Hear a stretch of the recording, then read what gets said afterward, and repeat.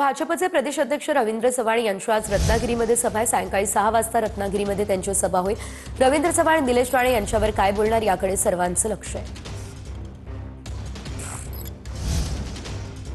मिंदे गटाचे किमान 35 आमदार गिळून भाजप ढेकर देईल असं सामनामधून म्हणण्यात आलेलं आहे। रवींद्र चव्हाण यांच्या म्हणण्यातला गर्भित अर्थ तोच आहे असा उल्लेख सामनामध्ये करण्यात आला।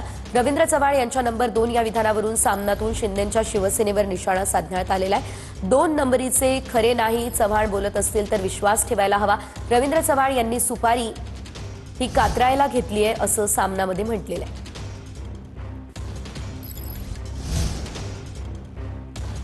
पुणे महानगरपालिकेसाठी आता दोन्ही राष्ट्रवादीने एकत्र यावं असं दोन्ही पक्षातील एका गटाचं म्हणणं आहे। 12 डिसेंबरला शरद पवार यांच्या वाढदिवसाचं औचित्य साधत घोषणा होणार का हे बघणं महत्त्वाचं असेल।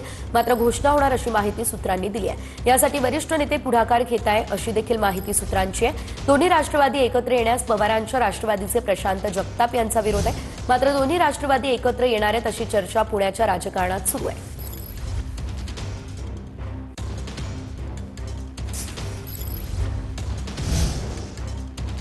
पुणे महापालिका निवडणुकीसाठी भाजपची तयारी आता सुरू आहे। पुढील आठवड्यामध्ये शहर भाजपची कोर कमिटीची बैठक आहे।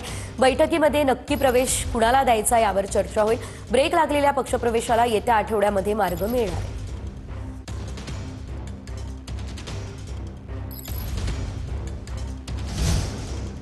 आता मंत्रिमंडळ फुल, सध्या वॅकन्सी नाही असं फडणवीस म्हणाले। सांगलीमधील प्रचार सभेत मुख्यमंत्री फडणवीसांनी हे वक्तव्य केलं। मंत्रिमंडळात जागा नसल्यानं कुणालाही मंत्रिपद मिळणार नाही असंही फडणवीसांनी म्हटलं।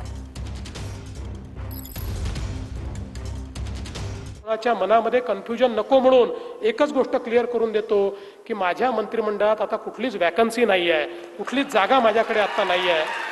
पूर्ण मंत्रिमंडळ आता माझं भरलेलं आहे। त्यामुळे आता मी काही तुम्ही नव्याने मागण्या करू नका। तुमच्यापैकी आता हे जेवढे आमदार बसलेले आहेत, आता तुम्ही सगळे वाट पाहत, तुमच्यापैकी कोणालाही मंत्री मी बनवणार नाही, बाहेरचा तर विषयच नाही। त्याच्यामुळे आता सध्याची वॅकन्सी नसल्यामुळे मी कोणी काही सांगितलं तरी तुम्ही काही त्याची फार चिंता करू नका।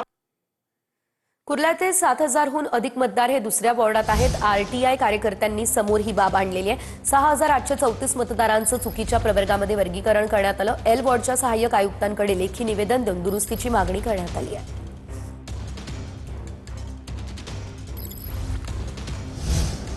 आजपासून संसदेचं हिवाळी अधिवेशन आहे। SIR सह इतर मुद्द्यांवरून विरोधक सरकारला घेण्याची दाट शक्यता आहे।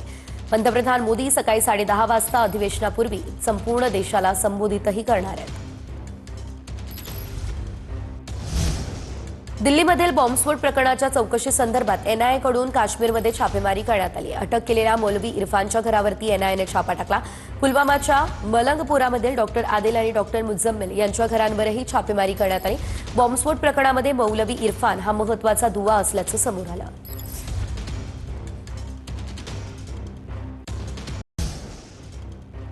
खातांना ऊस गोड लागला, आता तोच ऊस पेकाटात बसतोय। शहाजी बापू यांच्या कार्यालयामध्ये LCBच्या तपासणीनंतर अंबादास दानवे यांनी ट्विट करत टोला लगावलाय।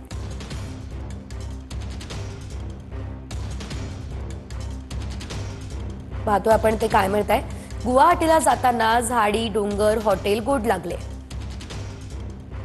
आता भाजप विरुद्ध ब्र शब्द उच्चारला की छाप्याची मालिका सुरू झाली। हातांना ऊस गोड लागला, आता तोच ऊस पेकाटात बसतोय। ओके मध्ये आहे असं म्हणावंच लागेल आता बापू, असं ट्विट अंबादास दानवे यांनी केलंय।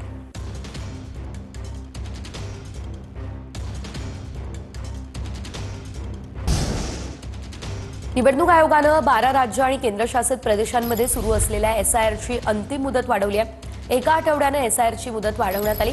अंतिम मतदार यादी 14 फेब्रुवारीला प्रकाशित केली जाईल। मतदार जोडण्याचा किंवा पडताळणीचा कालावधी 11 डिसेंबरपर्यंत चालेल।